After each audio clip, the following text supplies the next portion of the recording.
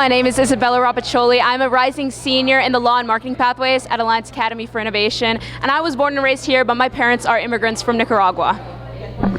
Hi, my name is Raima Vadanam. I am a rising junior at Alliance Academy for Innovation, and I was born and raised here, and my parents are immigrants from India. Hi, my name is Siddharth Sikakoli. I'm a rising senior at Alliance Academy for Innovation, and I'm in the legal pathway. And I was also born and raised here, but my parents grew up in India. So let's talk a little bit about who we are, Project Vikas. And so me and a few others started this initiative to ensure that people in rural places around the world have access to legal representation, an often overlooked idea and issue. We wanted to basically combat that issue with students and student-led initiatives. And so by creating events like these, we wanted to spread the word and put exposure onto this issue, because we believe that this issue is not talked about enough. And another way that we gain support is by getting donations from various individuals and contributors to make sure that people in India can have access to that representation, and we support local aids around the world. Over the past couple months, we've partnered with numerous businesses in our area, such as authentic Indian restaurants and IT firms, and all in our mission to raise money to ensure that these legal aids have the funds to operate so that everyone, regardless of their social or economic standing, has access to legal representation. And we hope to do so more in the future. With events like these to raise awareness about the issue, we are encouraging people to donate and support from their side of the community for this often overlooked but incredibly important issue of ensuring that everyone has access to representation. Another facet of our community connection has been working with the student nonprofits that you see behind us here. At Project Vikas, we're not just about directly helping better legal aid in India, we're about helping each other out. And that starts with seeing other inspiring ideas from other young leaders like us and empowering them, helping each other to create the change that we want to see in the world. Another way in which we're doing that is through our volunteer and intern programs. We have several who are on site with us here today, but we have an intern program that stretches all throughout the nation. We have dozens of students of all ages who are joining us in helping better legal aid in rural India and overall promote human rights in as many ways as possible. So Project Vikas is a student-led nonprofit that stems from Atlanta, but we overreach all the way to rural parts of India, as our partners are actually from there. So as of now, we have started this a few months ago, and so far we have connected to a lot of legal aids in India, but we plan on in the future to reach out to various more other legal aids around the world. So there's many ways that people can help us no matter where they are in the country. One way that we've been reaching out to people is through our business partnerships. So if anybody has a small business or just a business in general that would be interested in partnering with Project Vikas, we have a website, projectvikas.org, and you can stop by there and fill out a form to essentially reach out to us and inquire about business partnerships. And our business partners essentially donate to us, and we market them on our website as a way of showing of how they care for the community. Anybody can help us out as well through donating through our website or just simply following us on Instagram, because that's where we post about new opportunities and new ways that we engage with the community. We organize book donations, present library building efforts, and community outreach through fundraising, book drives, and social media. We are helping both in the United States and India. Looking forward, we are looking to potentially expand our efforts, but for right now, our focus is primarily in those two countries. And adding on to Rama's point about ways to get engaged, we would be happy to welcome you as a volunteer and intern. We've specialized, as of now, focus on specifically for legal and marketing interns and legal volunteers as well. But also, donating is always just a great way, even if you're somebody our age, whether it be $100, $50, or even $10, $15, it makes a huge difference, because if you think about it here, that may not seem like a lot, but if you convert that to rupees and you give that to the legal aid clinics who are doing such hard, unsupported yet valuable work on the ground right now, it truly does mean the world. So any way you're supporting, whether it be online by staying engaged with our social pages, donating, or joining our team, we'd be happy to have you, and we appreciate every effort you put in to support the work that we're doing. The motive behind this event was to ensure that this issue that we raise is seen by all. So one of our two core tenets is awareness. Spreading that awareness is through these events that we host. So obviously partnering with other nonprofits and creating some sort of way that the audience, the public, can get aware and see this actual issue that we are combating, we're trying to solve. Now, as we've said before, this issue is somewhat overlooked. And so by repeatedly hosting events like this, using social media as a way to promote our message, we'd be able to really expose this idea and ensure that everyone is aware of that this idea actually exists.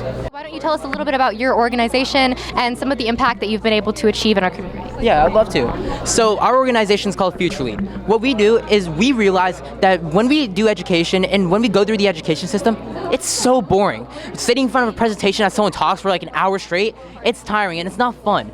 So what Future Lead does is we make it better. We teach middle schoolers business and leadership concepts by actually having them interact and engage. We put students in the shoes of real-world leaders to let them feel like what it is actually like to lead something.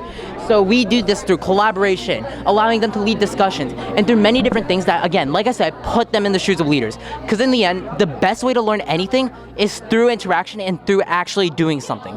And that's what Future Lead does. We do competitions where people might come up with their own fake business as a team and pitch it to judges. For example, our last event, we had them come up with a marketing campaign and pitch it to an actual CEO. So what Future Lead really is a place where we make education better and something that can help students unlock the true innerness of business and leadership skills. Then I'm VP Social Media for Future Lead. I'm in charge of all the posts that go on Instagram and all of that. And here at Future Lead, we also do competitions and stuff to interact with the children, so they're not just bored with lectures that are being taught to them. We give them competitions such as they get to create their own companies and they get to pitch their idea about that company to us, and we get to judge it for them. So Mind Over Matter initially started off as a mental health campaign for HOSA.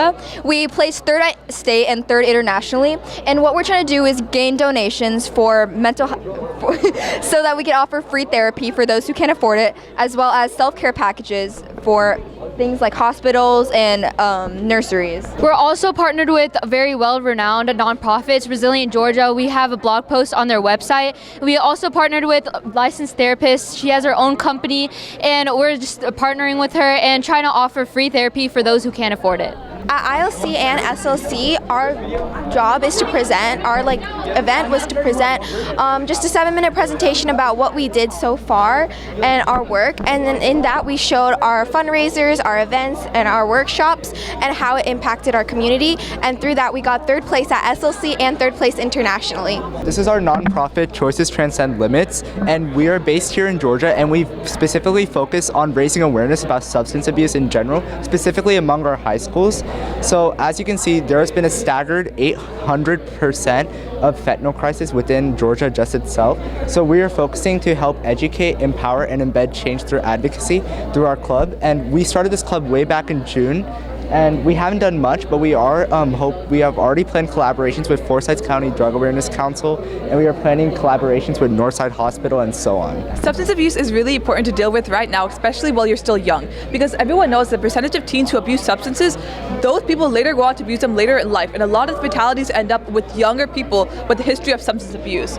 So what we're trying to do is raise awareness, especially in schools. We want this club to spread so people can realize that their choices can transcend their limits. Right now we are selling scarves for half the money to go to Project Vikas, and the other half is going to go to us. And we're going to spend that money by donating to rehabilitation shelters nearby and making toolkits to help people prevent from going back to substance abuse and breaking the cycle of drug abuse. When you're talking to other teenagers from other schools or even your school, the drug abuse is really common, and it is way more normalized than it should be, and it's almost become an instrumental part of high school for some students. You'll talk to them and they'll be like, oh yeah, I did weed the other day, I drank last night, and it's become way more normalized because they don't realize how it's affecting and changing their lives, and they just think it's something that makes them feel good, when really there's a lot of people in jail have suffered from drug abuse or alcohol abuse. So we try and prevent it from even happening, but it is always going to happen. So we also work with rehab centers to make sure and ensure that the people who have gone through drug abuse can hopefully get better. So my name is Sai. And I'm Samiha. And we established Fund a Future. So Fund a Future works to aid underprivileged communities. That's what we've been doing for the past few months. We conducted a food drive where we provided fresh food to anyone who needed it, along with educational kits. These kits contain books, educational tools in which students all underprivileged students could learn from. And we noticed that as the years go on, literacy rates are slowly declining. So we thought this was a very personal issue and something that we should act upon immediately. We also saw how people from low-income families often work multiple jobs just to keep the income going, and they often don't have time to properly care or educate their kids, which is not their fault. It's a fault in the system. To end this cycle, we decided to fund educational kits for these children, and we aim to fundraise for those by selling necklaces, bracelets, and we have an Amazon wish list in our bio where you can buy materials from, and we will include them in these educational packages. Education is so important because it's the only way you reach new possibilities, and we can have new innovations such as flying cars or something. You never know who the new and next inventor is going to be. That's why we decided to create Fund a Future, because you don't know what a person is going through, and we want to give every person their best shot and the best chance at getting the future they deserve. Hi, I'm Zainab Fareed. I'm the founder and director of Give Back Atlanta. Give Back Atlanta was started in January 2025, and we basically partner with local nonprofits, organizations, charities, and we cater to their needs. We work with them to run donation drives. We've run over 6 successful donation drives, and we've donated over 600 items. We've also expanded outside of Atlanta, and we have sister chapters in New Orleans, Dallas, Denver, and Mexico. So we're now international. And I'm a senior team lead here at Give Back Atlanta. And I'm very thankful that I was able to have this position. So as what she said before, we've ran 6 successful donation drives. We've been a main part of that, but these two on the side, Hamza and Sammy, have helped a lot. So I overlook what they do, and so they get donations, and us too as well. And then me and Zainab go drop them off to, for example, we partner with Newer Family Services, and we partnered over with 20 services. So that has helped a lot. And then we've had over 500 items donated just in the Atlanta chapter. So that's excluding Dallas, Mexico, New Orleans, and Denver. So my name's Kahan. My name is Aryan, comma. My name is Sai Konikonti. So we started because we had a friend named Arhan, and he not only had a heart attack, but unfortunately he had a cardiac arrest as well. Now he's luckily fine, but the reason he's fine was because of the AHA, and because of that, me and Aryan felt personally impacted by that. So we decided to start this initiative at our school, and through the school we've raised $30,000. We've impacted over 20,000 people, and we've also reached out to over 500 organizations. We plan on continuing this work. So the Wellness Warriors is what we're called at school, because we have a club at Alliance Academy for Innovation, and us as AHA with Arhan, he was doom scrolling on social media because he was feeling that depression that you usually feel when you're lonely and alone. So he found American Heart Association Wellness Warriors is Instagram. He found our Instagram, and he used it as a sort of advice to how to get back to his normal state. So with that, he actually reached out to us, and we found out about his whole story, and we used this story to motivate everyone all around us. Yeah, we also have many events at school to raise money for the American Heart Association. One of them was Hoops for Heart, and that was one of our biggest ones. We raised $5,000 for this from this event, and we also went to the Capitol and got a bill passed. Hi, my name is Hansika, and I'm the president and founder here of Amplify. So I really started this idea when I noticed that there was a big divide in the people who knew how to speak and present themselves and the people who didn't. Let's be real, all of us have great ideas, but the difference between getting your idea accepted and rejected is just your pitch. So we're here at Amplify, and we're trying to reduce that divide and eliminate it so that everyone has a fair chance and everyone knows how to speak. Hi, I'm Suhali, and I'm a co-founder here at Amplify, and one of our biggest missions is to teach confidence that every child needs to protect their ideas and present them to the world. Because one of the main things we notice is that people have ideas, but they need the confidence to speak them. So our mission is to spark that light in young minds to give an opportunity before competitions, before middle school, before they have to actually give their ideas. Hello, my name is Tanishka Balu, and I'm the VP of Media and Design at Amplify and a co-founder. This summer, we welcomed 60 students into our summer session program, and we focused on 3 engaging units: debate, public speaking, and presentation. And beyond the numbers, our growth lies in the transformation of every student. We're also excited to introduce our August capstone banquet, which celebrates our achievements at Amplify, and we will continue amplifying the voices of tomorrow's leaders. Hi, my name is Aditi, and I'm the Vice President of Outreach and Engagement at Amplify. And beyond summer sessions, we are planning to do a career fair, a business fair, and a lot of crossovers with other nonprofits.